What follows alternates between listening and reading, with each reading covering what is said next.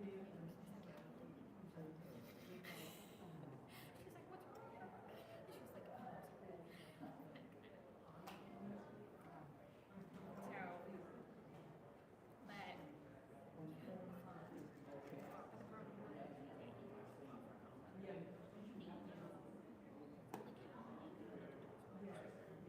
or making cake for me, knowing if I, and that calming is my fault. That was like, no, you promise this is only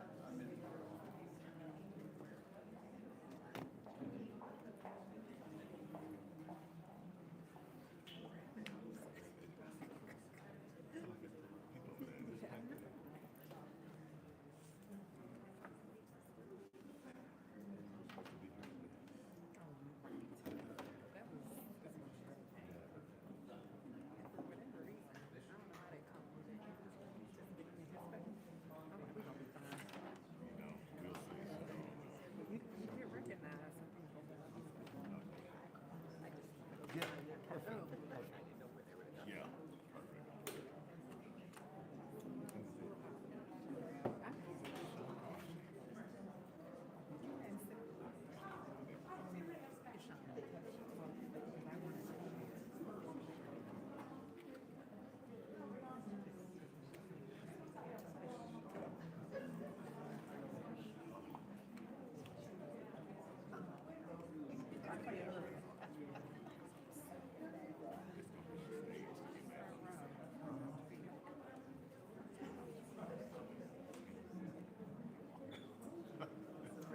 And I was like, I said, I don't have time. Yes. I said, I don't have time for this.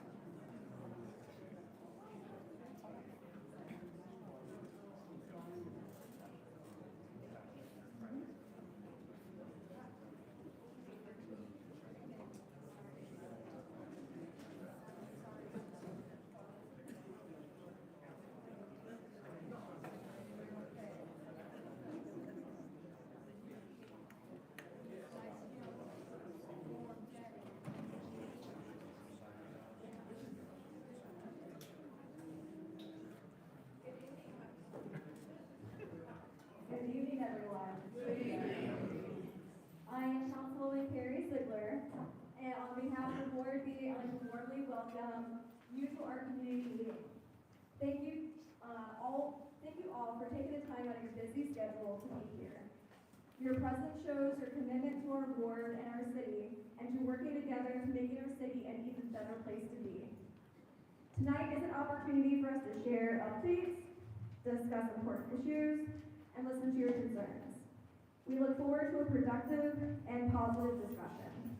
Thank you again for being here and for your continued support of Ward B and to our city. Let's get started. And here's Teresa Davis from the Arts Exchange, who has a say a few words. Hi, everybody. How many of you this is your first time at the Arts Exchange? Don't let it be your last time. My name is Teresa Davis. I am the literary director here at the Arts Exchange. I do the writing workshops. I do the open mic monthly.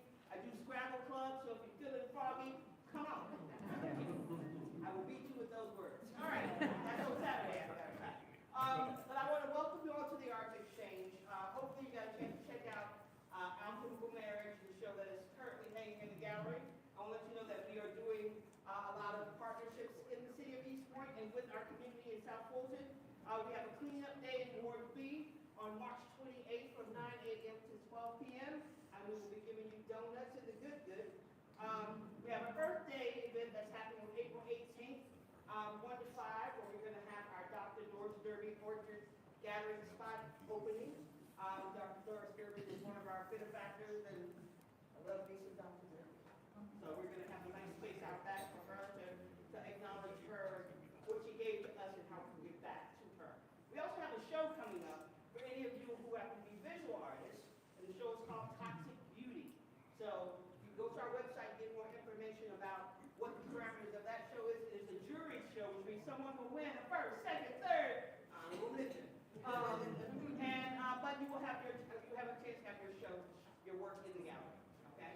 I'm also the person you contact if you want to rent spaces like our lovely Robeson Theater or the Evangelical Community Room or the library. So please, again, if it's your first time, don't let it be your last time. We welcome you. Thank you so much for being here. You'll have a great meeting. Thank you. Good evening, everyone. I want to thank, can you guys hear me? Yes. Okay, great. I want to thank my Councilman, Ward Mayor Carrie Ziegler, and also thank Teresa, and also Alice Lovelace is the Executive Director here at the Arts Exchange. And so we're so very grateful for the partnership. I always want to thank the institutions around the ward that allow us space for meetings, because it is very important that our neighborhood associations get an opportunity to meet. I'm a strong believer that strong neighborhood associations make an even stronger city. And so we try to pour as much as we can into our neighborhood associations. Before we get started, I just want to go over a few ground rules. We've got a lot of speakers this evening. I want to make sure that everyone gets heard. And so I will introduce the first few speakers for the evening. They will have an opportunity to go through their slides, and they will take a few one-part questions. They will take just a few one-part questions. Then we will move to our next speaker. The idea is that we want to honor everyone's time because the speakers have taken time from their schedules to be here. And then at the end, we've got that time remaining. We'll go back and ask more questions. So if you just bear with us, we'll get to everyone. And so I just wanted to go over those ground rules. Our first speaker this evening is going to be none other than our Assistant Director of Solid Waste Services for the City of East Point. That's Mr. Robert Whitehead. So Robert, you can start making your way here now. We're excited to have Robert. We're excited to have Robert in the City of East Point. Robert comes to us with more than 28 years of on-the-job training, hands-on experience in solid waste services from the City of Miami to the City of Atlanta, and now here in the City of East Point. And Robert is going to talk to us a little bit about reroutes for our solid waste collection.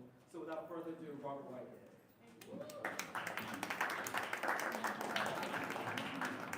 Thank y'all. Again, my name is Robert Whitehead, overseer of solid waste. Okay, I ain't tired, but I am the overseer of solid waste. My right-hand man, Horace Adams.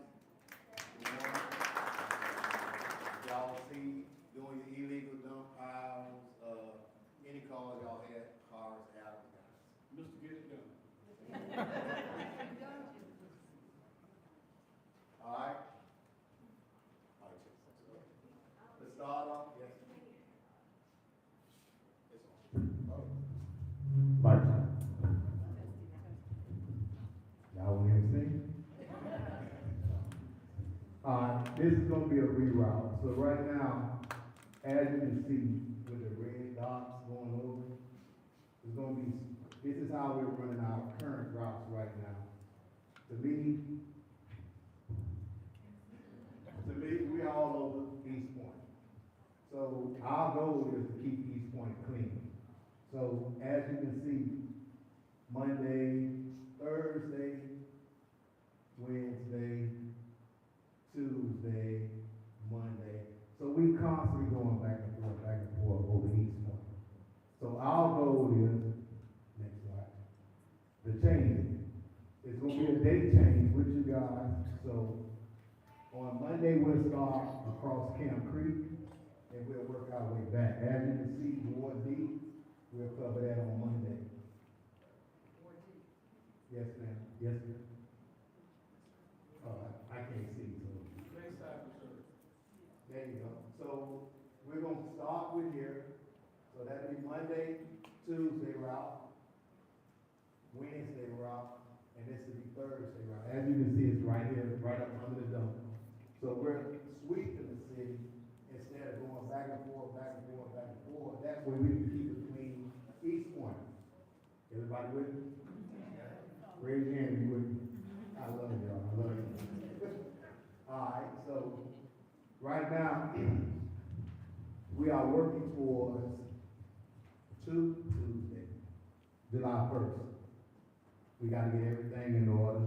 Y'all gonna see trucks once we get everything situated, trucks doing dry work. So don't say, hey, that truck came by my house, didn't pick up my garbage. He didn't pick it up for a reason.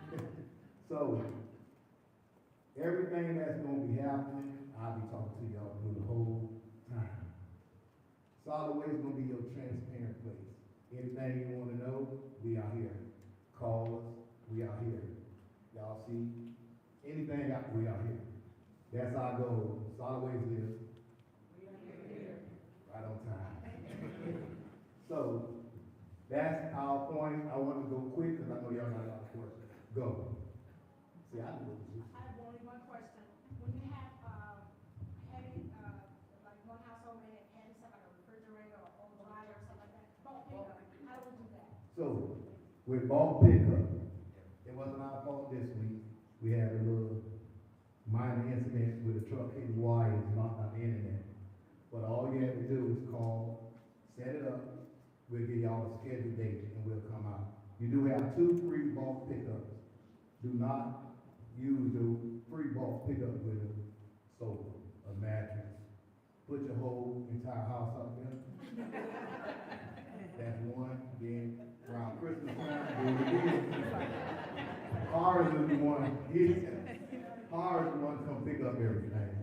If we short staff, that's your name. So do not put a mattress out there. Yes. If you don't use your tube, do they, carry over? This is not T-Mobile. That was a good one though. That was good. Every year it just start over. So I tell y'all, me personally, if I was living in East Point, I'd do a spring break in the fall. That means everything in my garage coming out. Around tax time, I can put the other stuff out. Okay? So there we go. Yes, you next. So, when will we be notified of what day our new trash pickup day is? Let me school, so give me about May, June, right before it starts, y'all be notified. Like I said, I'm always come out and talk to you guys. Anytime y'all want me, hey, we got a town hall, we want you here, please come. You third. I got you. And I'll let you know. I'm gonna keep you informed, because right now, everything is in the talking section, and then we put everything together. So once we put everything in stone, I'll be coming right back out and say, hey, this your service. And we're gonna try to do utility bills, so forth. Somebody? Question for you. When it comes to, let's just say, a neighbor or someone has moved out of their residence, left a whole lot of furniture out front, I know that we individually get 2, per year, but are we able to, I guess, even though we're using our address, kind of inform you of someone else's, and I guess use ours for that? How does that work? No, you don't wanna do that. Usually we'll send out the code enforcement or the supervisor, and they'll find that homeowner, whether they was renting or whatever, and then we charge it to the homeowner. So we'll make sure, they do have, once they get evicted or put out, they do have 72 hours to remove it. So you said call code enforcement? No, you just call us, and we'll have our code enforcement involved. So the difference, you have 2 sets of code enforcement. I'm gonna run through that real quick. My code enforcement are the ones with the curbside to the street. That's solid waste code enforcement. Anything on the property, that's where the police code enforcement comes in. That's the difference between the 2 code enforcement. So when y'all see it on the street and y'all need code enforcement, that's where my team will come. On the property, another team will come. Yes, ma'am. Oh, I'm sorry. Yes, sir. So last year, we got something in the mail that had a calendar on it, and it listed what days were the holidays that were observed and what days were recycle pickup, what weeks were recycle pickup. And I'll tell you, it's the thing, I don't have a new one for this year, and I'm still going back and doing math from last year, just trying to remind myself. When you guys decide to put out when our pickup stuff is, I'll tell you, that is a lifesaver on Right. reminding me what's what. So, I'm gonna blame Horace on that one. No, so we did put it out on the, web, it's on the web, it should be on the web, but we did not send out the magnets in the. Oh, see, that's why I said I'm gonna blame Horace. We thought he had some bill, so he threw it away, that's it. It was her, it did come to you. Yes, ma'am. I'm new to the area, and from where I came from, normally if there's a delay in the trash, other than a holiday, how are the customers notified that the trash is going to be delayed? That's a good question. So right now, we're working on it. Usually they'll put it out on the web. And it's different from where I came from. Usually we have a robocall, but robocall haven't been good with East Point, I guess. So we usually put it, see, she's saying no. So we usually put it out on the web and it circulates. But usually, solid waste usually run it all the time, unless it's a holiday. We your number one thing. I understand that it runs, but there may be a reason that it's delayed Yeah, several days. Well, we have a website. Right now, all we have is the website to reach out to you guys. And then we also let the council members know. We have to. And I can tell you. I'm a data guy. I'm excited about a new route. Are you using AI to drive your truck, to route your trucks? No AI. And I'm looking forward to seeing the fuel savings from a more efficient route. And that's what it is. This is definitely what we got. So, right now, I've been with East Point going on 3 years, okay? So we just added all these systems, everything we're doing now is coming to where we're making it more advanced. So a lot of people talk about the big cities. That's what we're trying to make East Point. It's small city, but everybody gonna talk about East Point because that's how we're gonna make East Point, a big city. Yes, sir. Now, in order to get bulk pickup, you have to call in. So is there gonna be a point where we can just put a request online instead of calling because maybe, working hours and shift it over to efficiency? We can work towards that. I like that idea because I came from a big city. We do have that too. But every time, if they don't answer the phone, usually you'll get a call back within an hour or 24 hours if we close. It'll get right back. So 9 times out of 10, solid waste gonna pick up the phone and schedule it. That's it. Thank you. Thank you, Mr. Whitehead. Thank you all those great questions. I would also like for the record to reflect that we have been joined by City Manager Gregory Jones II. In the back, if you raise your hand. Thank you so much, Mr. City Manager, for joining us.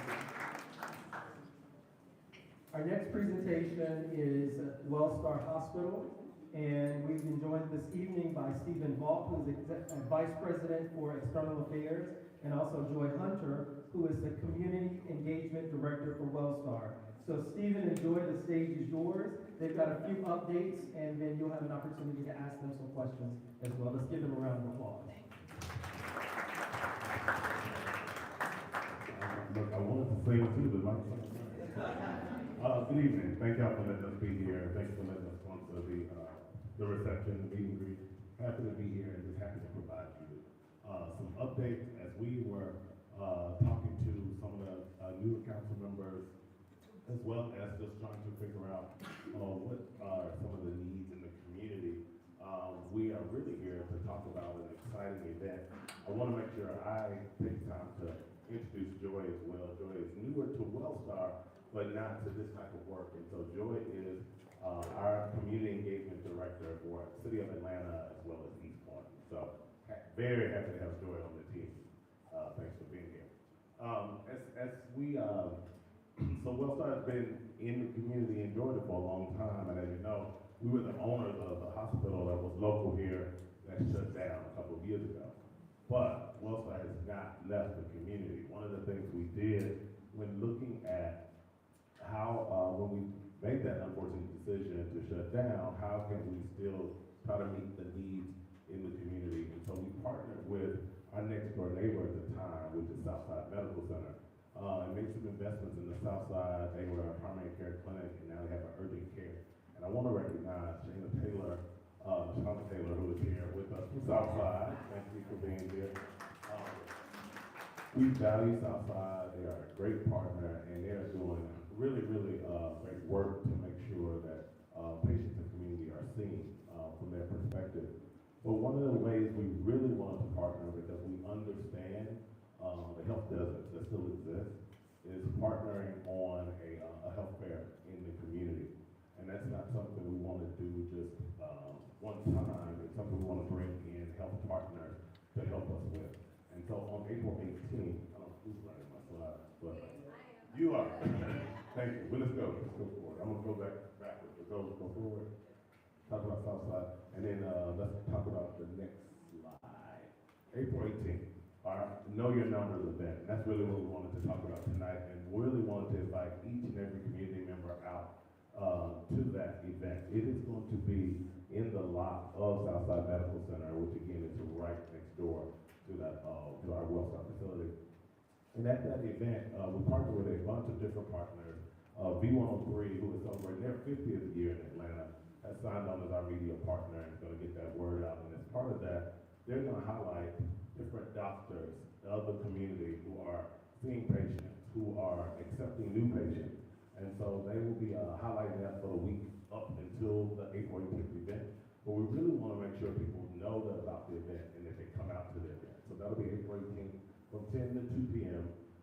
Again at 1100 Cleveland Avenue, Atkins. And so we really hope you'll come out and join us. We'll be doing all kinds of screenings. Southside will have their mobile unit out. We'll have a couple of other mobile units out doing multiple screenings for you to know your numbers, as well as just pick up some goodies from some of our other partners that will be there. We also have a number of different other medical partners who are also being attendance at that event as well. So looking forward to a great event and wanted to really make sure everyone knew about that. And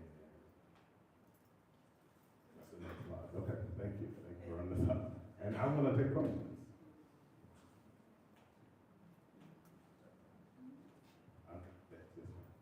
First of all, I want to acknowledge the clinic. I've had occasion to go, and they were very responsive. And to you, I appreciate an event, but that doesn't replace the hospital. Yes. So what are you guys doing to give us a more consistent, comprehensive healthcare facility? Yeah, great question. When that facility closed, we looked for a number of different partners to help. The problem that we had with that facility was just the sustainability of it. It did not have a medical model that worked. And it is because that the majority of the use at that facility was coming through the emergency department. And if you know, the emergency department is the most expensive area of care. And those emergency visits weren't translating into hospitalizations. So it was being utilized as a clinic. So that's why we want to partner with a clinic to try to get that down. What we consistently hear though still is the emergency services. And so that's the hardest part to solve. We have not left the community. We didn't sell the building. We didn't run out of the community. We still have to try to figure that out. So we were working with Dr. Williams, who is the CEO of Southside, to see if there's another model that will work. We talked to a bunch of different partners.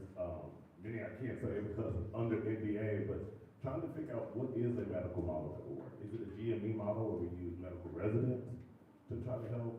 Is it because the sustainability of having a full 24/7 emergency room just was not financially sustainable. So we're trying to still figure it out. Not a good answer, but that's where we are. How much money would it cost to rebuild that so that equipment is out of date? How much money would it cost for the hospital? That's a great question too. I will tell you just the operating costs for that. Operating a hospital is super expensive. So I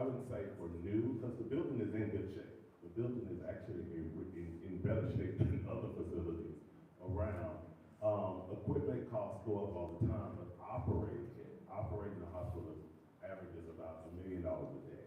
So you got 30 million just in the first month, just for operations. And that's lighting, cooling, and the gases that run each hospital bed. Yes, sir. Why do you think that it was not sustainable here at East Point when hospitals are sustainable in other neighborhoods and areas? What made it different? It was the utilization. Well, what makes the utilization, like, how? The high utilization was emergency room, which meant that the cases we were seeing at that particular hospital were not cases that were resulting in hospitalization. So you have to have a certain amount of hospitalizations to keep the hospital going. So what we essentially had were staffing a full hospital, but they weren't translating into patients in the bed. Right. We had a very busy emergency room, but again, that was not leading to full hospital use. Right. No, I understand. Yeah. Sorry, I understand the reasoning. I'm trying to understand what was under. Do you think that is community education? Do you think that is community understanding of when you use a hospital? Why does it work in Sandy Springs, in Atlanta, in other cities, and not at East Point? What's underneath that? Yeah, it's a great question. I do think it's some of that has to be some patient education, how you utilize the hospital, when to utilize the hospital. Also, when we bought the hospitals, a lot of the services were not there. So that hospital, we didn't shut down labor and delivery. It didn't have a labor and delivery, right? You have to have some of those services that keep your beds full. And so that had to make sense. We had that one and another medical center in town, and we're trying to figure out how do you have the right mix of services so both can have adequate utilization. So I think your question is a good question. It's about payer mix and how do you mix up those services. Yes, sir.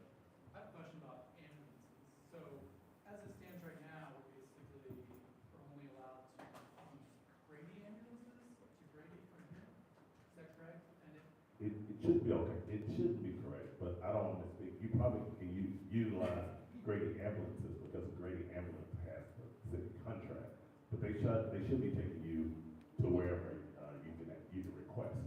But Grady ambulances don't just go to Grady. Yes, sir. Hey, with your question, it really sounds like access to insurance for people from willing to want to stay, and which is a correlation to income, where our average income in our area is much different than like the areas that you mentioned in Sandy Springs. But then my question associated to the access is different models like neighborhood health care centers that can also maybe split the ability to offer healthcare services, daily healthcare services that are highly needed in these highly vulnerable areas that we have, as well as having an emergency section because that's still highly needed. So they can have a medical desk. Yeah, the emergency section is a part that we got to solve for. We feel like what you just said, the first lady that asked the question, Southside Medical Center is an excellent model of a medical clinic, and they're doing that very well. They're experts in that space. Partnering with, and they're considered a federally qualified health center. So partnering with a federally qualified health center that gets federal dollars for being a community health center is the right thing to do. That building is too big for them to be in. We did build additional space where they were, but I think your question is very valid around the emergency piece, and that's the piece that still needs to be solved for. Yes, sir. In the back, yes, sir. There are no plans to tear down the hospital this time. Yes, sir. whatever happened to the overflow that used to come in from other hospitals to East Point? That overflow, it wasn't, so that's called diversion, when hospitals go on diversion, and so hospitals still do that nowadays. You will, if a Grady is too full, they'll have to go somewhere else. But diversion is basically just, it's like hotel, we're full, you gotta go to another space. That doesn't impact you financially, it's just, you're full, so you have to just send patients to another place, and you have to alert hospitals that you're on diversion, so time sensitive, they're not just sitting around. Yes. You. The building that's adjacent to the hospital, where there's some doctor's practices in there, is that you all's property as well? That's not, it sits on our property, yes, but that building is managed by, another company. And so there are still some, doctors, in there, but yeah, it's managed by someone else. Medical Note manages that. So would they, does that make those people tenants of your, like tenants of your company, or as far as? That building, that, you talk about the Metal Mart building that sits right at the front. Yeah, like, Yeah. Manor Heart Associates, and I don't know who else is in there, but. No, that building is managed by someone else. So the building sits on our property, but that's a completely separate building by Metal Note. I'm gonna hear, because you were, yes, sir. So maybe a third real question, but you mentioned like the economics didn't work out because of the high use of the emergency department, but like lack of admissions, right? How does this play into kind of the national conversation and the conversation in Georgia about expansion of Medicare under the Affordable Care Act? Yeah, great question. Medicaid expansion would be beneficial to all hospitals. Because you have to have insurance, a certain level of insurance coverage in order to keep these hospital services going. So, yeah.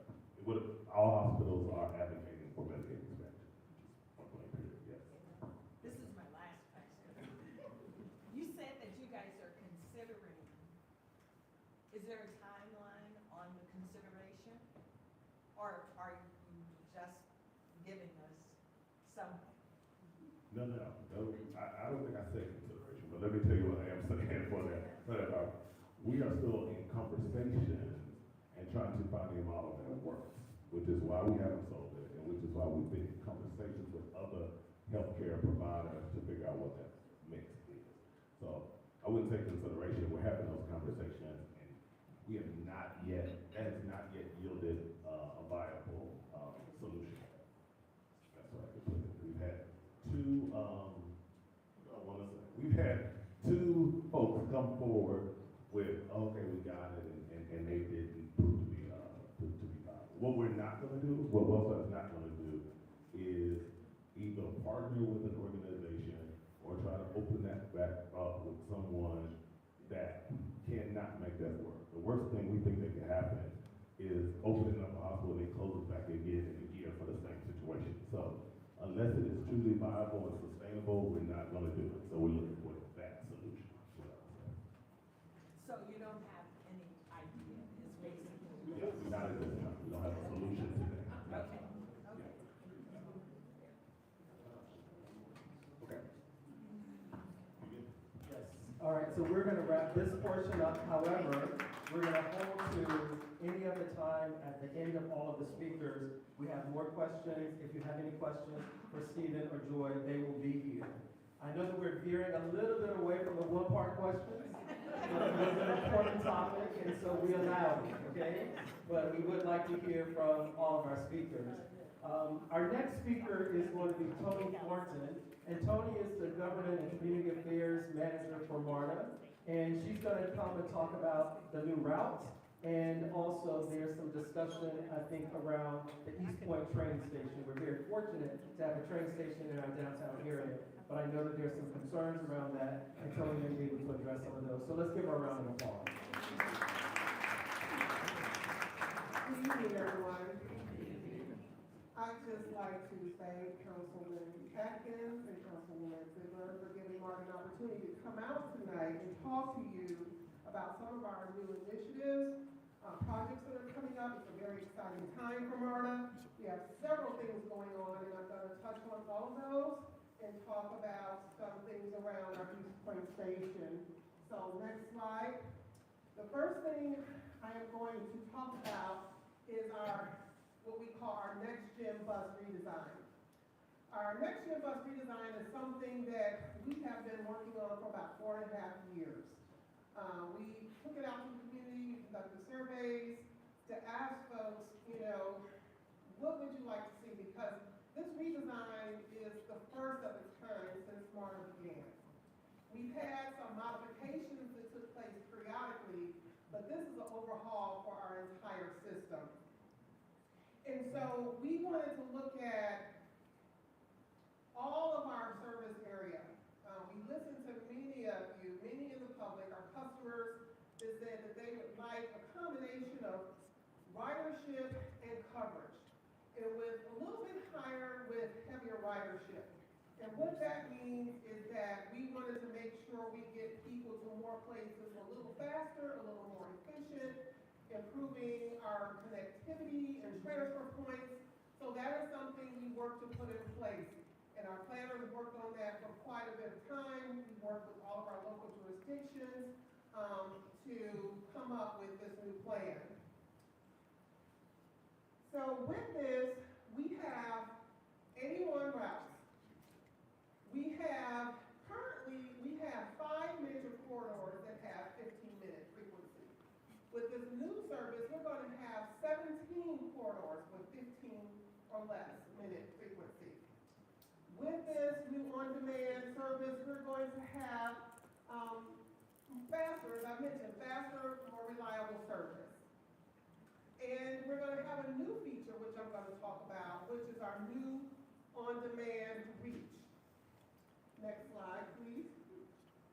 Now again, these are some of the benefits. I touched on some of them, but more frequent service. We're going to have service 7 days a week. We're going to have better transfer points, and we're going to have better connectivity, north, south, and east and west. Make it a little bit easier to travel within your community, which is something we're trying to accomplish through that reach on-demand feature that we're showing here. And the biggest thing is we'll have more access to more places. This new network will be serving 3 times as many people to more jobs, shopping centers, health facilities, educational institutions, etc. Next slide. Now, I mentioned MARTA Reach. MARTA Reach is a new feature that's part of this new Next Gen. It is similar to, I would say, an Uber or Lyft type of service, but it is a shared ride. And the way it works, we have 12 zones. And we established these 12 zones in areas where we did cut service, but wanted to maintain accessibility and wanted to maintain and improve that first last mile connectivity. Now, if you're within one of those zones, and fortunately, East Point does have a reach zone. If you're within one of these zones, you're able to travel within that zone. You can hail a MARTA. It's like it's a little larger than a van and a little smaller than our mobility vehicle that you might see out and about. And we will have an app you can download, or there's a phone number you can call because we wanted to be mindful of those that are not tech savvy, or you can go on the website to hail the service. The service will come to you 30 minutes or less and take you anywhere within that zone. So it's kind of door-to-door service where they can pick you up you have to provide an address. You have to give them an address where they will pick you up, whether it's a home or a business or shopping commercial area. You have to give them that address and they'll take you anywhere within that zone. If you need to travel outside of that zone, you would take it to transfer at the nearest bus stop or rail station. And with the East Point Reach Zone, it does go to the East Point station. Now, again, this service is 7 days a week, and the service is approximately from 6 a.m. to 12 a.m. at night. Next slide. Now, this March, the Reach feature will launch on March 7th. So we're talking a couple of weeks. And we purposely launched this a little earlier to give people an opportunity to learn how to use the Reach, just to work with it, get familiar with it before we launch our full-on Next Gen network, which is going to launch April 18th. Next slide. Next slide. So now, I know you probably cannot see the routes there on the map, but I'm going to go over the service specifically for the East Point area. Now, I'd like to just put a disclaimer out, I'm not a planner, but our planners worked with several subject experts, again, different municipalities, to pull this, to design this service. We went back and forth, pencils up, pencils down, before they came up with the final design. But specifically to East Point, Improved service along Washington Road, Route 84, and Cleveland Avenue, Route 78 is being upgraded to run every 15 minutes, almost all day, 7 days a week.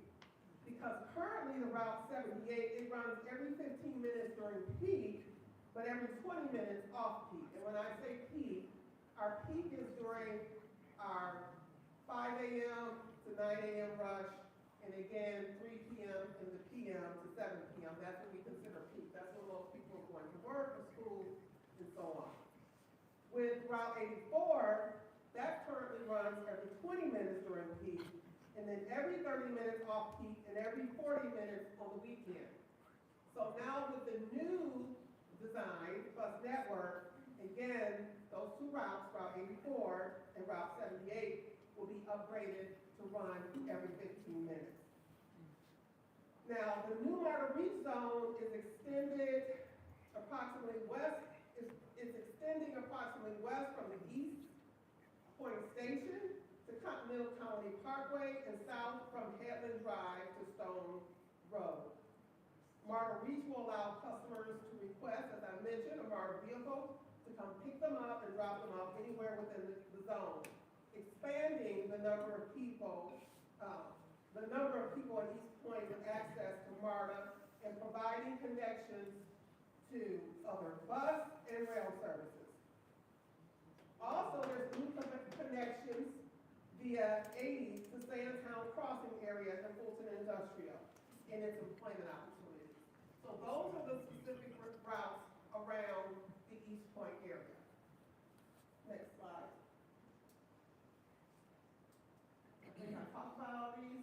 Now this is just a resource page, and I want to point out I have a table in the back that speaks to all of these projects and initiatives that I'm talking about: the MARTA Next Gen, the MARTA Next Gen bus, the REACH zone on-demand service, and I'm going to talk about Better Breeze, which is coming up. Next slide. Now, one of the other new initiatives is our new Better Breeze, what we call 2.0 system.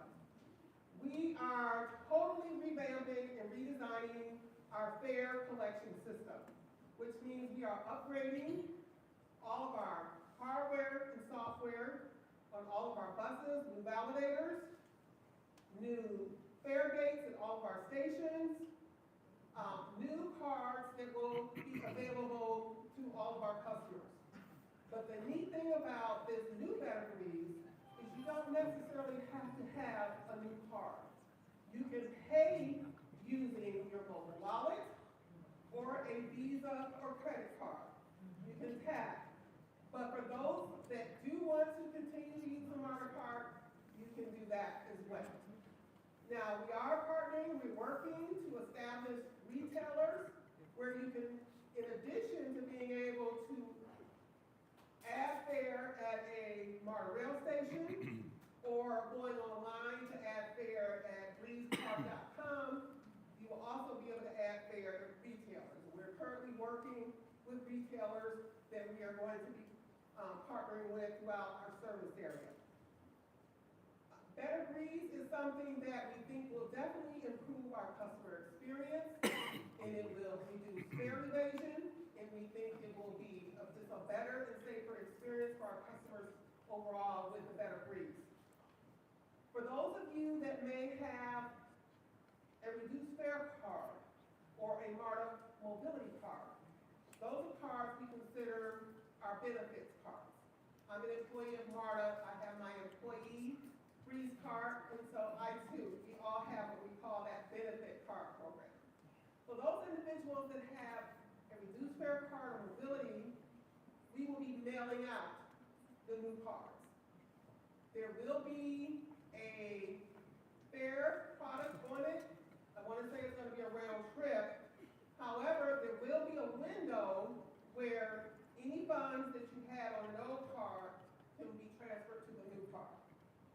Initially, our leadership, we were encouraging our customers to spend down their balances, and because the two systems that we have, our current system, the new system that we're putting in place, they are not compatible. So it is gonna be a manual process, and working with our staff to transfer funds over for any balance that may remain on the old cards. But as we started to go out to meetings, and we heard from many of our customers, maybe some of you, that said, Marta, can you revisit that? I don't use Marta regularly. I may only use it to go to the airport or go to a game, and I don't think I'm gonna have the opportunity to spend down that balance. And so our leadership did listen and revisit that. And so between May 2nd, which is what we call our transitional time, between May 2nd and October 30th will be the transitional period when we will begin, people can start transferring those funds over to the new card.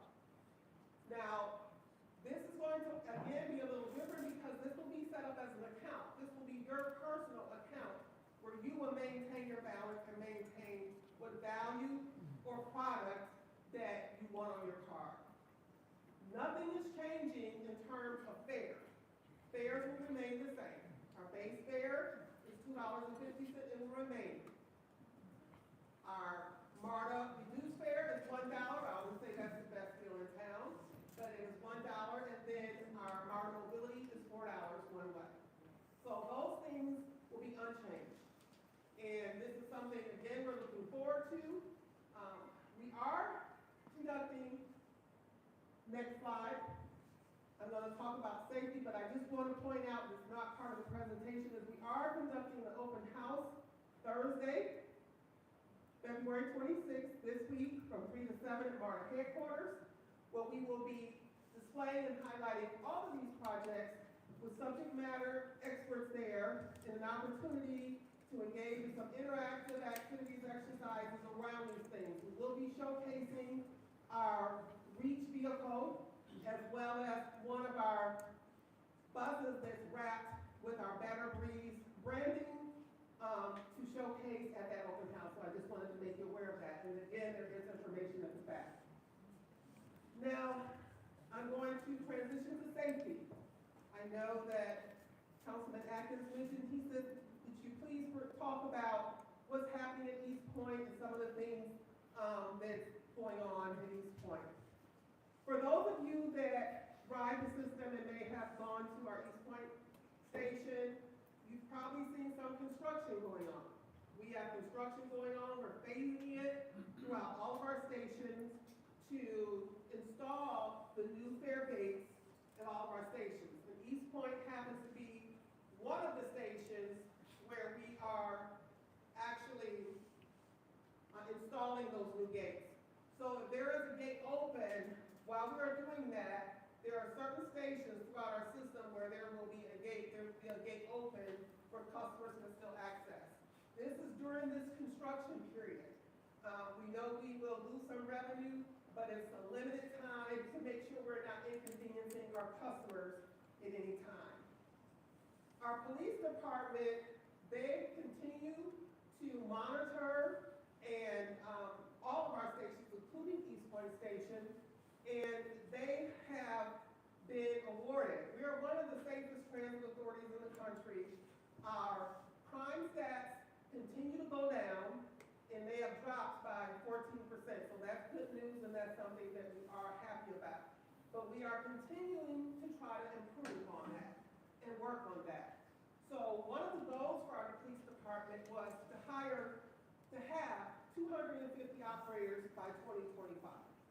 And we have exceeded that. We have close to 280 operators currently through a robust career recruitment that we've had going on for both operators and police officers.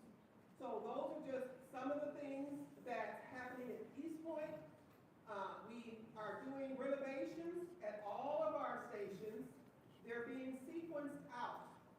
The stations that are in the downtown area and around areas where the World Cup is coming in have been prioritized.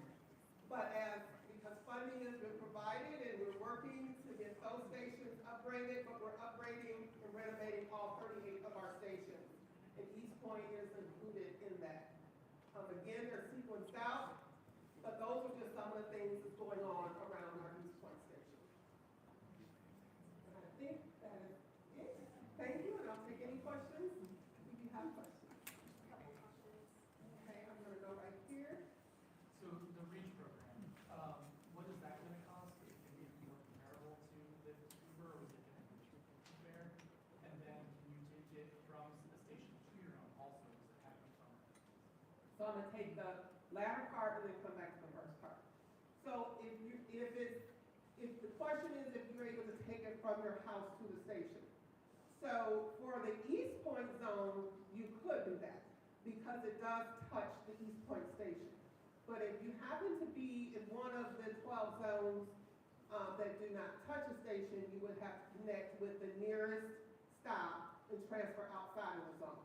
And I don't know if I mentioned it, but when you're traveling within that zone, when you're in a Martyr Beach zone, you can only travel within that zone. If you need to go beyond it, to your point, you would transfer to a rail station or bus stop to continue your travel outside of the zone.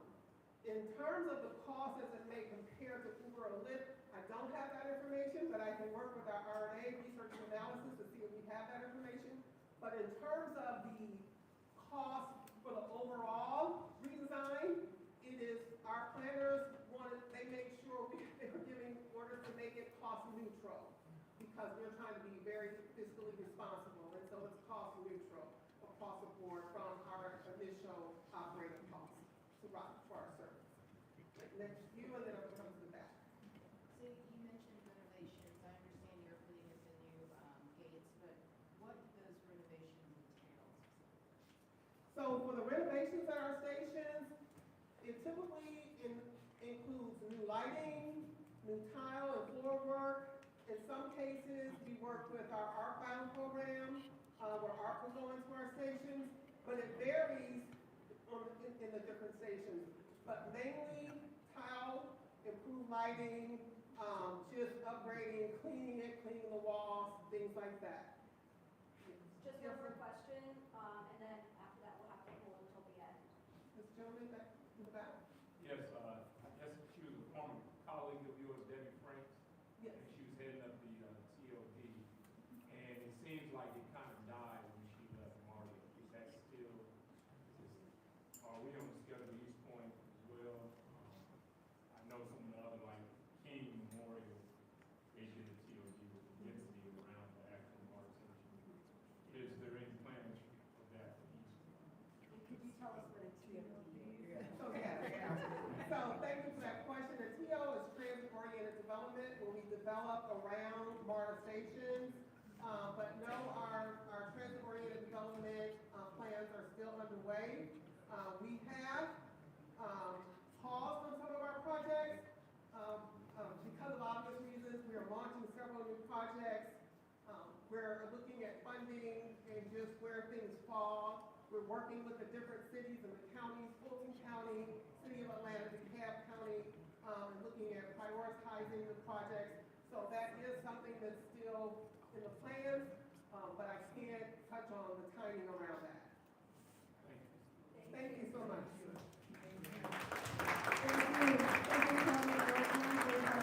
All right, so up next, we have Congresswoman Nikema Williams. She is our congresswoman for this district.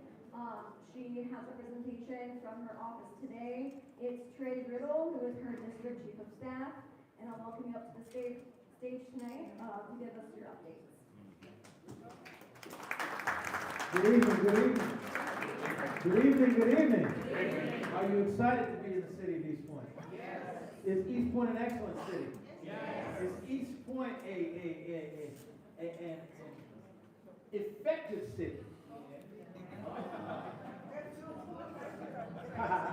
My name is Trey Riddle. I'm the district chief of staff of Congresswoman Nikema Williams, who represents you in the United States House of Representatives. She's currently in Washington. We've got votes this week.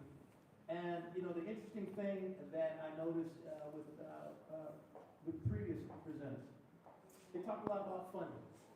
Funding is primarily what Congress is supposed to do. We are in a very interesting time, to say the least, regardless of where you kind of fall on the political spectrum. At the end of the day, Every man and woman, every woman and man, every person who has a job pays taxes. You rightfully should expect a return on that investment. So when you're having a conversation about market, when you start determining how many buses you get, what the routes look like, what the subway, where it goes, that's based upon ridership density numbers. And that's how you get sort of a federal mix, a federal, state, and local mix of funding. At the end of the day, the states can't fund it by themselves, the localities can't fund it by themselves. The Fed has to have that mix. And what you're doing tonight in here, and when you make efforts to go before MARTA, when they have town hall meetings, and they're having conversations in and around how they're going to address new smart apps that allow you to ride the train. Your engagement is critically important because it informs your elected officials and the people that serve you, such as Congresswoman Williams. You know, we have a number of issues at the federal level that we focus on. How many people in here are veterans of the United States military? Raise your hand. You have veterans benefits. That's one of the issues. And this wonderful large-haired individual in the back, I want you to look back, Mr. Ernest Boston, many of you know him. He's one of the individuals that helps with that. How many of you in here have familiarity or experience with Medicaid, Medicare? Raise your hand. Another federal program. So when you have issues with approvals and the likes, once you call the Congresswoman's office, we stand ready to assist you. Not just with federal issues, because when you start talking about the state, your state legislators usually have one person per cubicle. You got about 3 or 4 members of the state house or the state senate at any given time, and they're answering the phone. We have a staff dedicated to try to serve you. One of the things, when I talk about the return on investment, how many of y'all remember the phrase earmarks? It's usually a bad phrase. There's a new phrase for it. It's called community funding projects. And what that is again, your tax dollars, you're getting a return on that. So for instance, the Norman Berry wastewater treatment, the Congresswoman was successful at getting slightly, right around $1.1 million for that. Thank you, appreciate it. But that's a return on your investment of tax dollars. It should be an expectation, and right now Congress is showing. Let's make no qualms about it. The deliberative process in Washington is problematic, and I'm being deferential using that. I could use some more colorful language, but my mom and mother-in-law would get on me for doing that.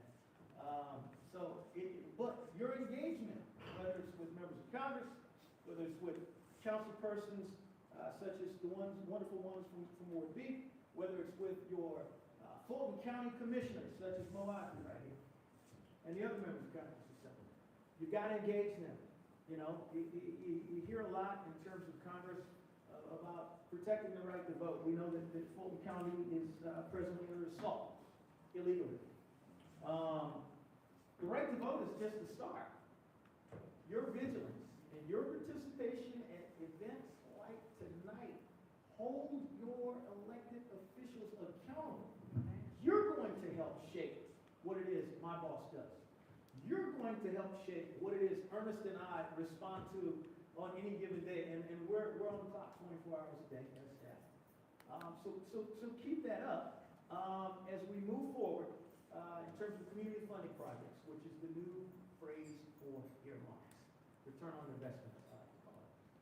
That should open up in the House of Representatives at some point next month.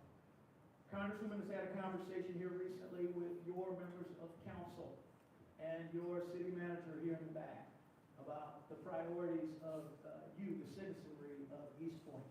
And as we move forward in this process, rest assured that the Congresswoman is not only hearing you, but she is a fellow resident of East Point. And as such, she takes your voices very seriously in informing her as she makes policy decisions and determinations.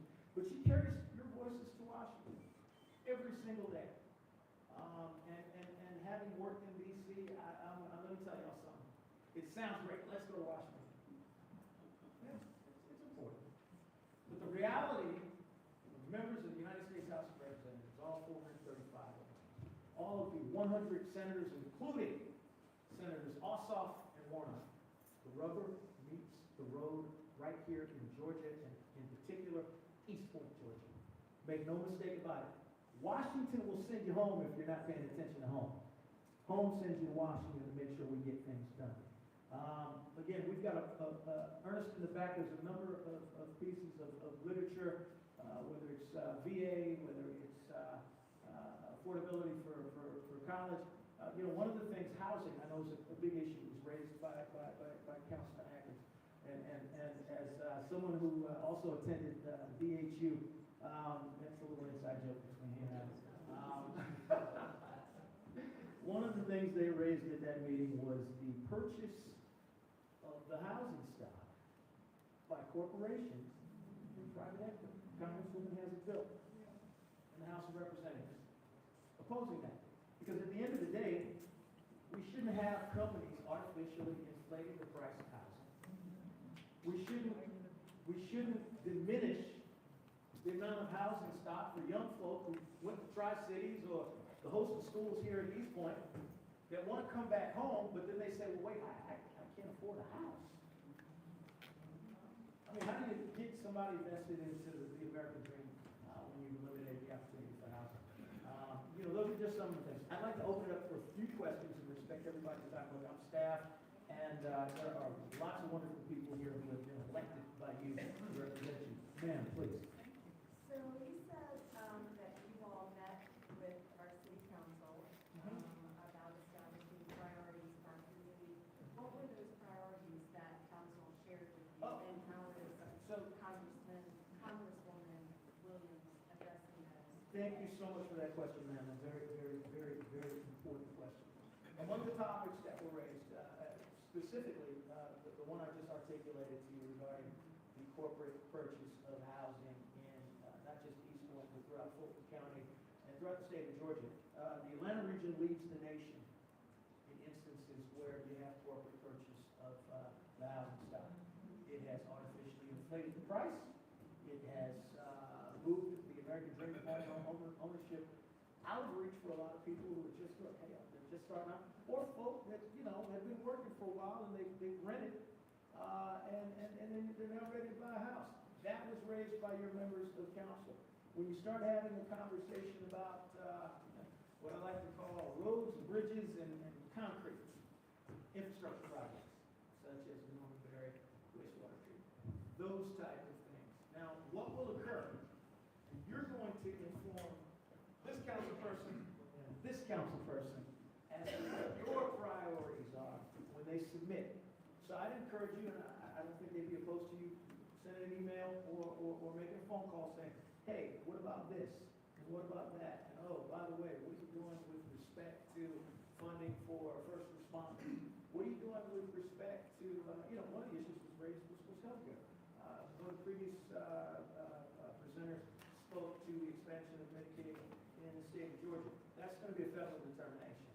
And to the extent that you have a conversation with Congresswoman Williams, Senators Ossoff, Senator Warren, and the rest of the Georgia delegation, that's going to hopefully press the state, likely the next governor, to engage. Because healthcare isn't some type of act, it's a right. If you get sick, you ought to be able to go get taken care of. And the Congresswoman has fought for that aggressively. She's fought for housing. She's fought for roads and bridges and the like. Yes, sir, back here. For me, proposing a bill is great and nice. Yes, sir. The issue is getting past the filibuster.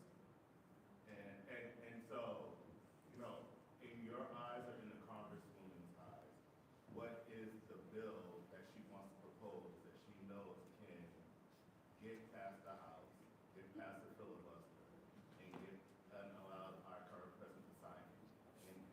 And what is that? I want you to repeat that last part about who was signing.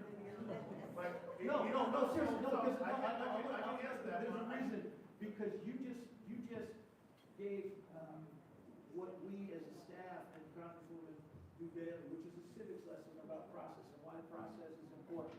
When you introduce a bill into the United States House of Representatives, so for instance, she has an act, an AIRS Act, A lot of people, particularly in the African-American community, they don't have a will. And when they pass, sometimes if you don't have a will, what can and will happen is real estate property and the like doesn't get passed along because you don't have the ability to kind of address that. So she's got a bill that is presently before the House. Now, what will happen, to your point, sir, is it'll get introduced to the House. It'll get referred to a full committee. That full committee will refer it to subcommittee. It'll be considered in subcommittee, and if it's voted out of subcommittee, it goes back to that full committee. That full committee will vote it out, and it will go to the floor of the House of Representatives. Should it pass the floor of the House of Representatives, it then goes over to the Senate, where jurisdictionally they'll make a determination with respect to what committee it'll go to. It'll go to that committee, then back down to a subcommittee. The subcommittee will consider it. It may not be voted up to the full committee. It'll go to the floor of the United States Senate, and hopefully will be signed. Now, if it's an appropriations or a funding bill, what may occur is it'll get pushed into a larger funding component piece of legislation. That may go to conference between the two chambers. Once that kind of thing is worked out, it'll go to the president. Now, this president has a unique habit of making determinations on governing, particularly as it relates to funding, on a whim. Whether or not he signs it, I want to give you the real picture here. Flip a coin. Yes, I understand. Yeah, I mean, the merits, I want to give it to you realistically. The merits of legislation under this president are wholly inconsequential. But, sorry to interrupt. And if you're asking me ideally, I can answer that. So, this is because we've seen about 4 instances where they've already gone around the Speaker of the House Yeah. to get the vote done. And, Well, you know, what is but the what thing- instance? hold on 1 second. But what is the bill, even if it can get Republicans in line to at least, or to agree with? What is the common thing that a congresswoman can help push through that is something common among? I would say that the one that stands the most chance in this environment with this president and the Republican majority of the House and the Republican majority of the Senate would be the corporate ownership of the housing stock. The president has been sort of kind of on record, but again, it's nuanced, and the nuances are critically important. You can't skip them. You can't avoid it.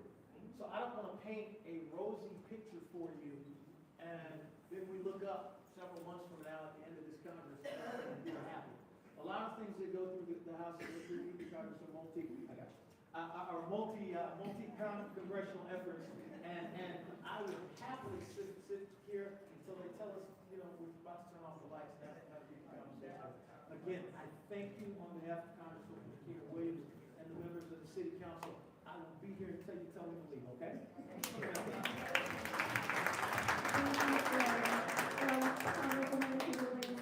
All right, so next up, we have Mo Ivory from Fulton County Community District 4.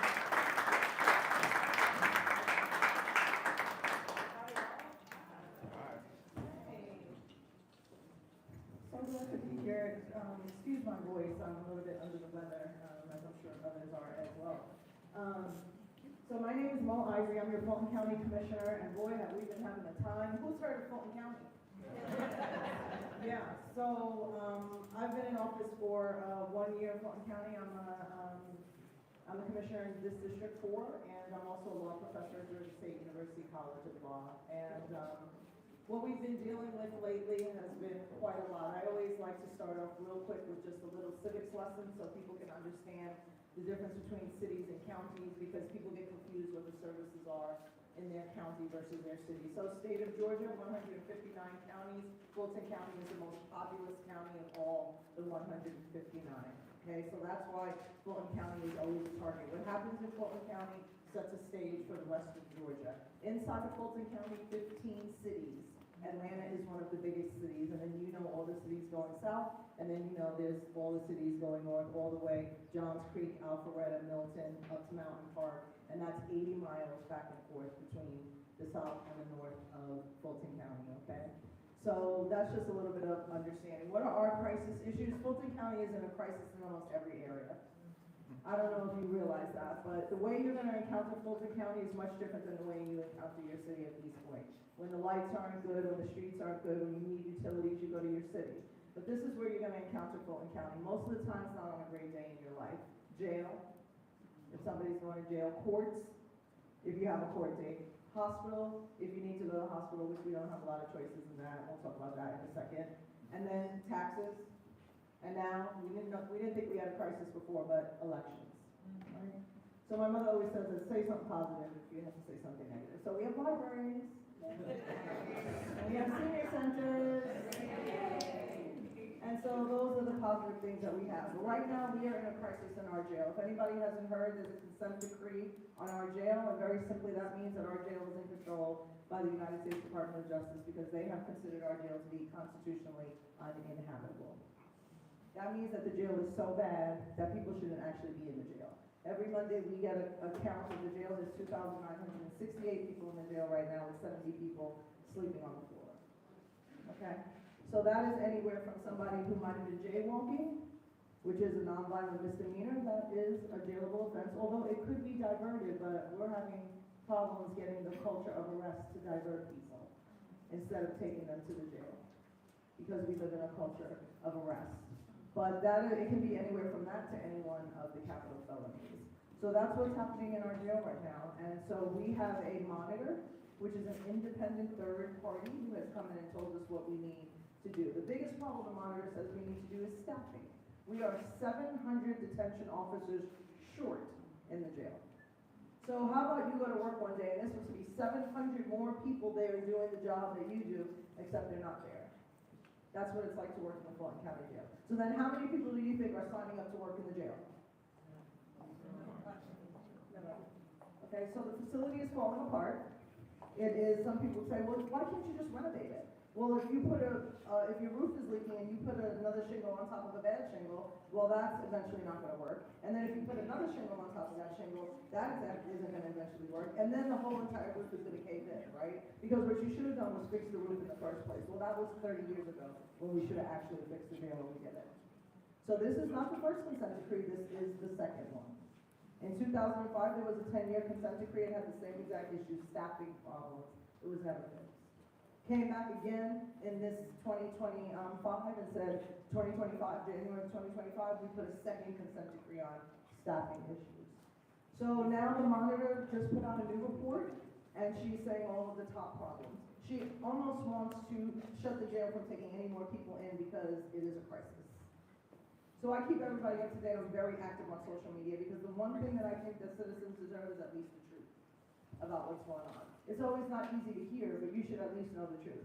I'm not a politician. I say that with all honor. I'm an elected official. I care nothing about the politics.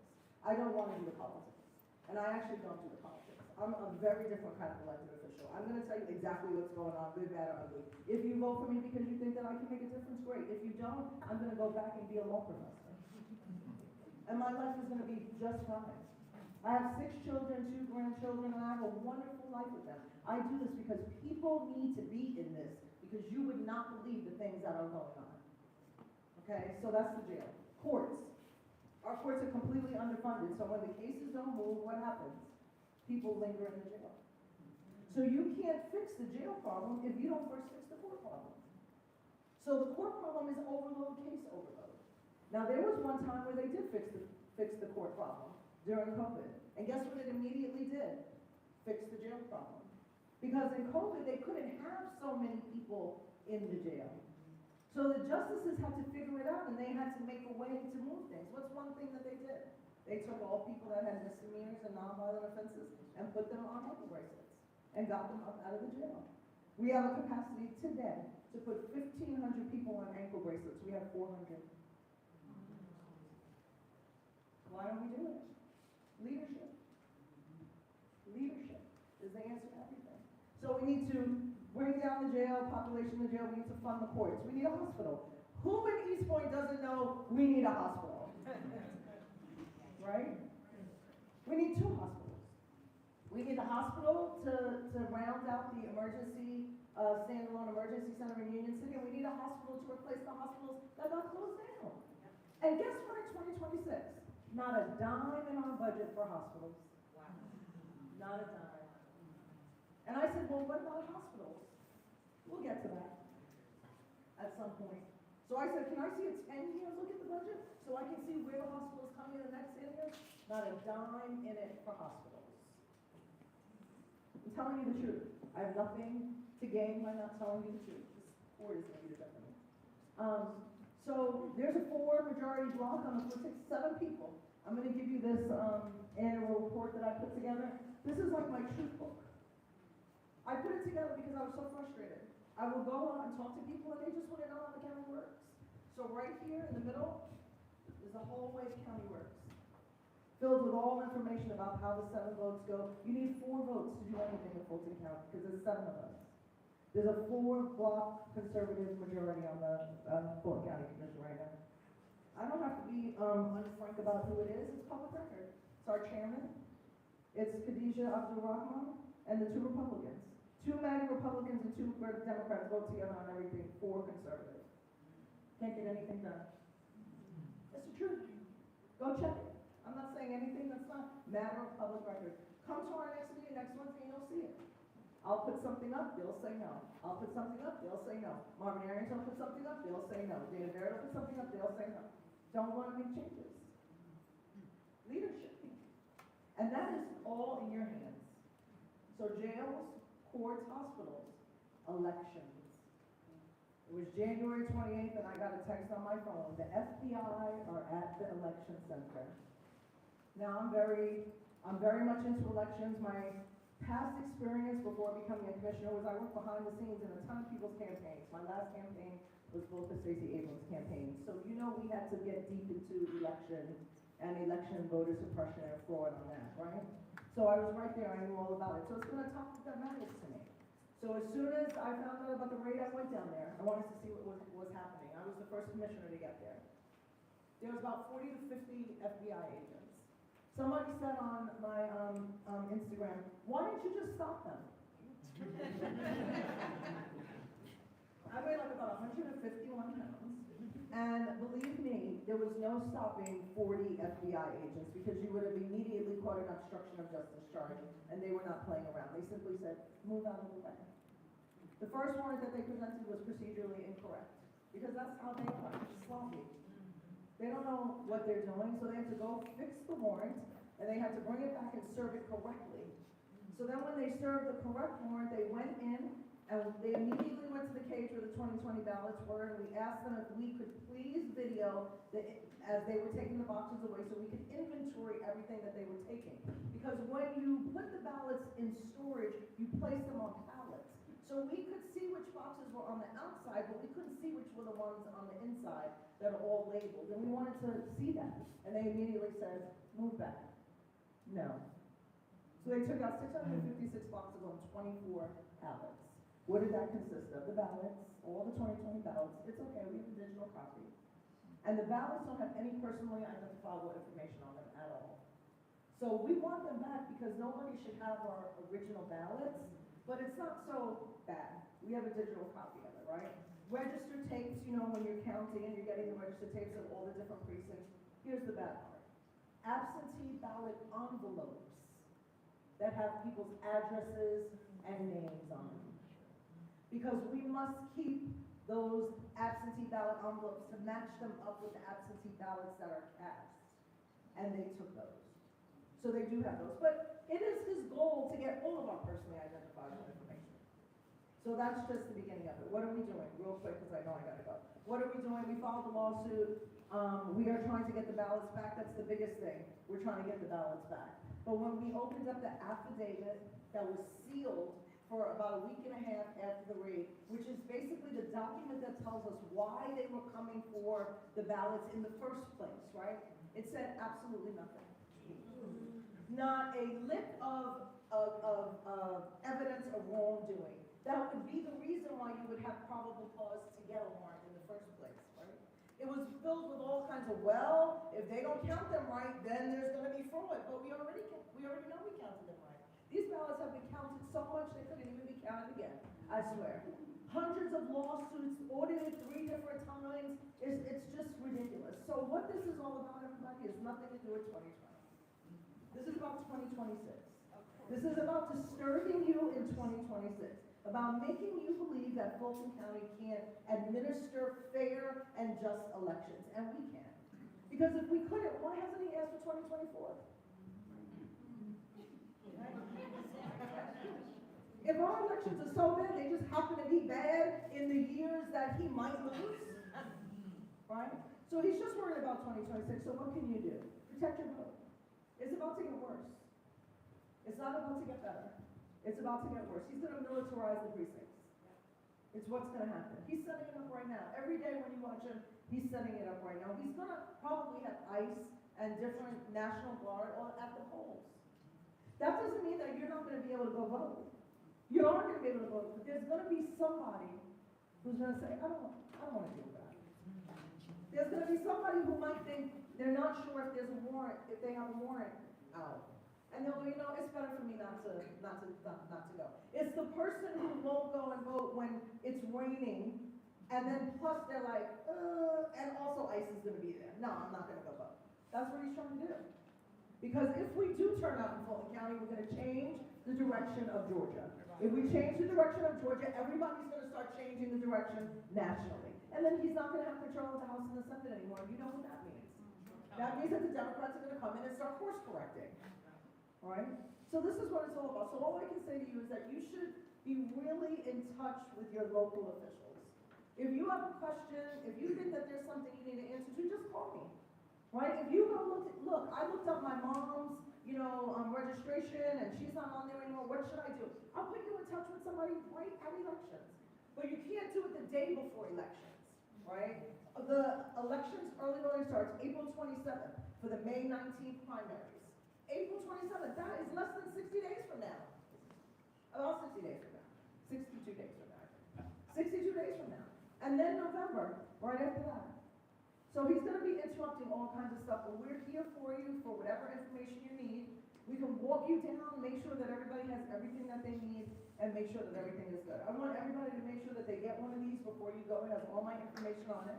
And it also really explains what's going on in the county and in the district. And I just want to thank you guys for listening. And if you have any questions, just please let me know and I'd love to answer.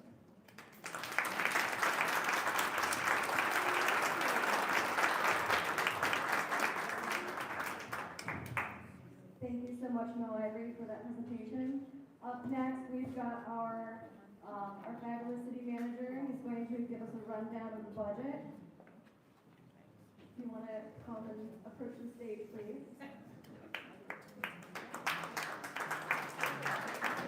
This is your city manager, Reverend Jones.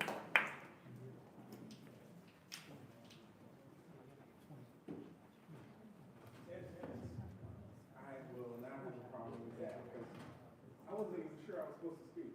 Well, it's okay. It's okay. Well, real quickly. I will do it really quickly. So we're in the process of our budget right now, which I want to say is the most important document of the year for citizens. And so this is my second year. I'm finishing up my first year. So I came in March, pretty much inherited the budget process as it was being processed. We're kind of just undoing all of that and kind of creating a new process that is going to be more reflective of something that I refer to as priority-based budgeting. In its true form, priority-based budgeting is a constant connection to the citizens that the budget is focused on creating the services that serve the citizens. And so there's all kinds of ways that gets to be really robust. It's an evolutionary process. And I really wanted to start the process. So I affectionately call this as priority-based budgeting-ish. It's not full-blown, but we are moving in that direction. So some of the things that really highlight that is we're going to be introducing a charrette. Before the budget included capital improvement projects within the budget, also very difficult to see.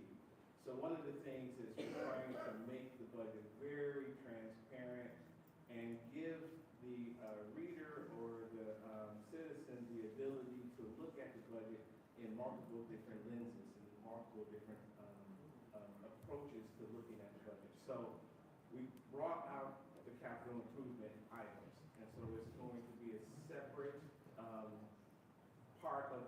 book is going to have photographs and descriptions of all the capital projects that the city's looking at. So, right now, we have a document, and so, we're going to have a charrette. That charrette's going to be March 24th, and it's going to be at the city, annex building. And so we'll have, each department, which all their different projects that they're looking at, we're going to, provide, participants some sticky notes, and you'll be able to stick on the things that mean, something to you as citizens, that are important to you. We'll use that data to help us, collaborate a priority with those particular projects. So those projects are laid out over a 5-year period.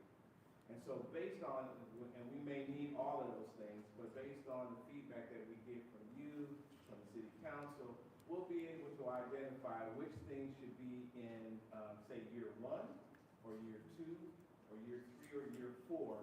And that'll allow us to understand where we need to put, our limited resources into, our budget process. So that's really important for you to be a part of that. So that's the capital improvement piece.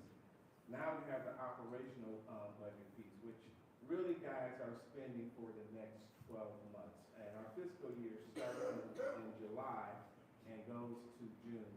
So, the way we spend, from July 1st on is part of what we, focus in on our operational budget. So that budget, in addition to the, CIP, the capital improvement budget, will be submitted to, the council April 20th. And so from April 20th, the council will have that, but then also the public will have, that's our draft budget. So from April 20th to June 1st, where our goal is to, get the budget passed, you'll have the ability to have feedback, to study the document, to, provide information to either straight to the city manager's office or to the representatives on council. You'll have the ability to have dialogues with our budget presentations that will be coming up. And we'll also have, a number of, engagement pieces after that period of time. So we'll have one online, which seems to be like the citizens' favorite. And there'll be time for Q&A. We'll run down the highlights of the budget, but we'll also have, 2, also additional in-person, engagements. One will be at City Hall, another one we're trying to look at, a neighborhood location. This looks pretty good, by the way, but we're looking at multiple, places to, have that, kind of something else to kind of get out and give, people who may not have the opportunity to get to the traditional places, the opportunity to engage the city. So, that in short is our budget process, that we'll be looking at. Oh, and, got some visual, dates here. March 9th, we talked about that as a presentation of City Council. April 6th, also presentation. We will have a working draft around that time. And then, again, May 4th, that's when it really gets, serious. We'll have a hard, drive to recommended, city manager's budget at that time. A presentation, to City Council on budget highlights. May 18th, public hearing, proposed budget. That's where, we'll have opportunity to, actually have a public hearing, speaking that out, setting that up for hopeful, approval on June 1st. Got it? I was under time too, right?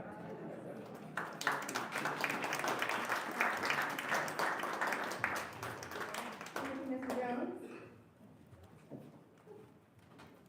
This court is gonna be colored. All right. So up next, we're gonna go over our Ward B updates. So on January 12th, Councilman Shean Atkins, he sponsored legislation for a data center moratorium. It's gonna be for 6 months. So from January 12th until about July 12th, we are not allowing any data centers to come into East Point.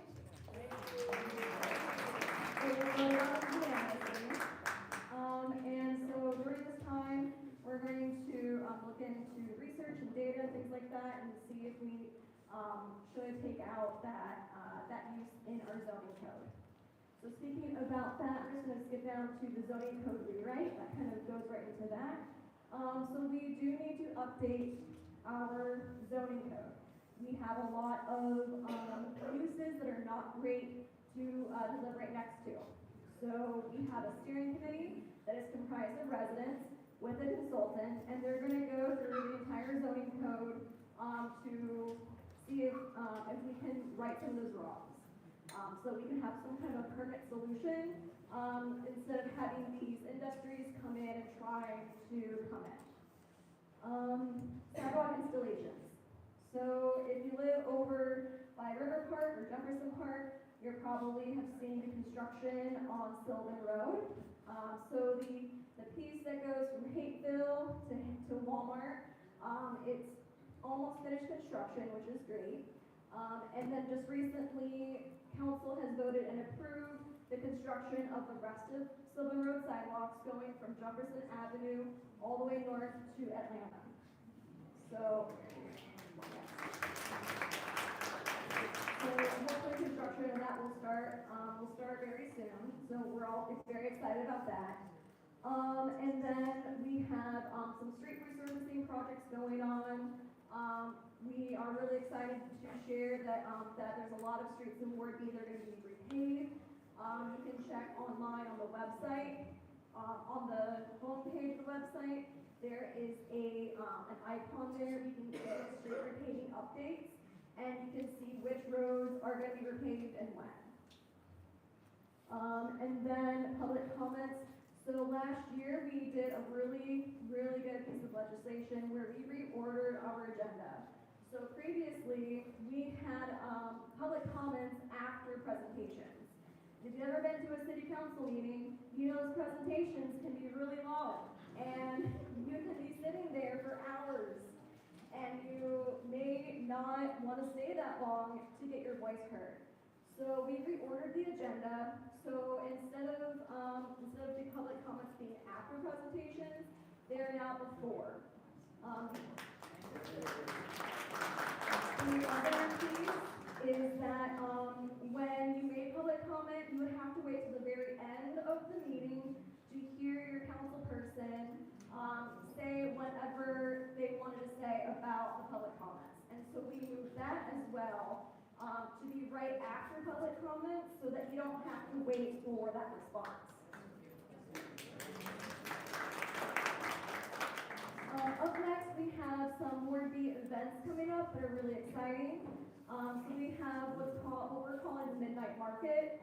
This is going to be opportunities for residents of East Point, particularly Ward B. So if you have a business that you'd like to showcase, we'll have a place where you can come and really showcase that. It's going to be held at night, which is why it's called midnight.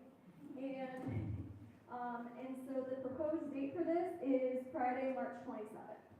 So that's going to be a really exciting event. And then we're going to have a Ward B Impact Day. So this is another thing that we think that's really going to be helpful.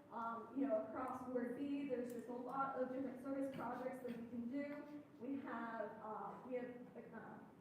Tri-Cities High School, we have the Arts Exchange, we have a bunch of letters, we have a ton of different different service projects that we can do throughout the ward that will really make our lives better. So those are the Ward B updates I have to share. And Councilman Atkins, he's going to come up and he's going to give the rest of them. All right, thank you, Carrie. We've got one more event for Ward B. What we've been trying to do, Councilmember Ziegler and I created the Ward B Leadership Council, and so we're getting feedback from the officers of every neighborhood association across the entire ward. And so some of these events are born out of that engagement with all of our officers across our 9 neighborhoods. And one of the other events that we're also doing at the end of the summer, we'll do a Ward B end of summer block party. And right now, we're looking at the space on Village. That road is not heavily traveled, and it's just adjacent to Tri-Cities High School. It also gives us access to Bryant Park. So there's volleyball, there are a lot of other recreational activities. We'll have street games, food trucks, all of those things absolutely free. We've also gotten a sponsor for back-to-school supplies.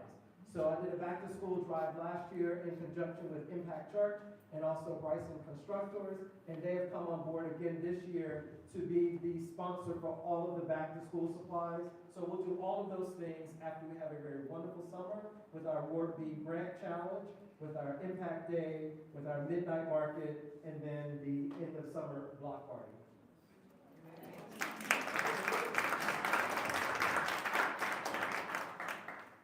So there were a few things in the slides that said to be determined or location to be announced and any of those things. Just want you to know that any of the information that we provided this evening, you can find that on my social media or on Councilmember Ziegler's social media. These are our handles. For me, it's going to be Councilman Shean Atkins, Ward B at large.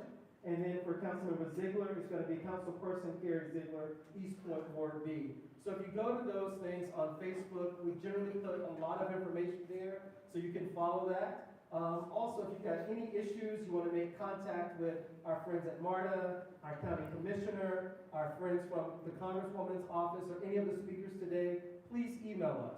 I know that oftentimes we put a lot of things on social media. I'm not on social media all the time. Councilman Ziegler's on there a lot more than me. But the best way for us to resolve those issues is if you would also just do a simple cut and paste, drop it in, and send us an email. My email address is slatkins@eastpointcity.org, and Councilmember Ziegler's is cziegler@eastpointcity.org. That way we can forward that on with a cover to the city manager and the appropriate department to handle that issue. So please help us help you by making sure that you also send information, requests, complaints, any of those things to our email addresses. And that is it. So if there are any more questions, were there any questions that we did not get to in the presentations? Any questions that we did not get to? Yes, Alice. How is East Point thinking about the World Cup and how some of these initiatives and things not mentioned here in play because of the World Cup? Same for MARTA and any of the others. Very good question. So we've had several meetings about the World Cup coming, and we've also talked about opportunities to leverage what we have in terms of a MARTA station right in our downtown, our proximity between the world's busiest passenger airport and Mercedes-Benz Stadium. Unfortunately, we do not have any concrete plans. Economic development has presented to us a number of times on some ideas around things that should happen and the price tag of those things. We've also been asking the Convention and Visitors Bureau to come and present to us. They are scheduled to come within the next month, I think, but they've not come to City Council yet. But we do know that it's a great opportunity, not only for us to be able to showcase East Point, but also if we play those cards right, we would also come out with a legacy gift, much like the Centennial Olympic Games. Centennial Olympic Park was a part of that legacy gift and some of the other things in the city of Atlanta. But those things are still being worked out. We wish that we were further along, but the reality is that we aren't. Sana. The sports. The sports megaplex that's about to be built. Oh, okay. So, I keep hearing conflicting, will there be a pool or will there not be a pool?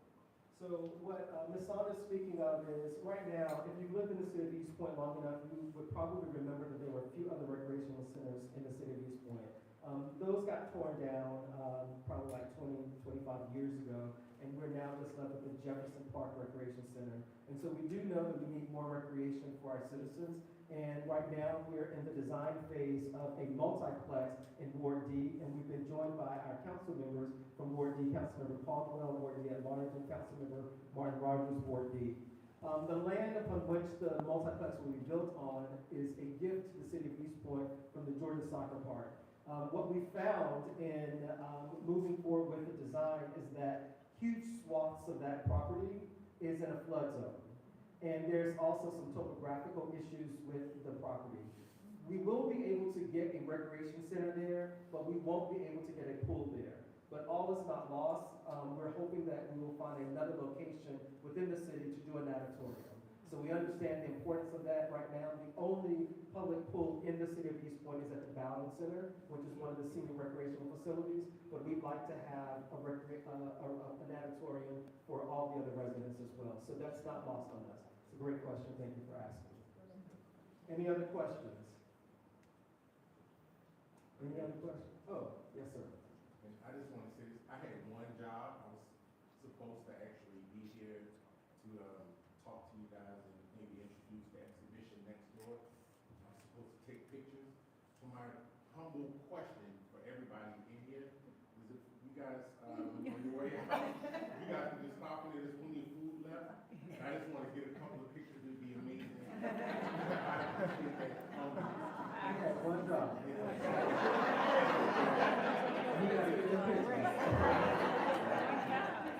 You got a job too, because I stated earlier, we so graciously thank Wellstar for sponsoring the meet and greet like bites, but we don't want to take any of that food home, so please make sure you stop in. And if you've seen the art already, just act like you're sitting for the first time, so he can get some good shots, okay? Because he's about to fumble that one time. Yes, ma'am. I just want to say thank you everyone for all the work that you're doing to the East Point and make it a great place.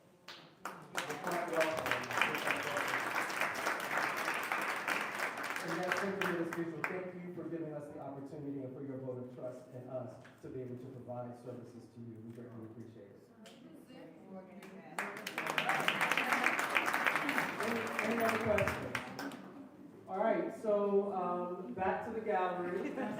Pretend it's your first time. Get some candy shots and get some food. And thank you all so very much. Mo and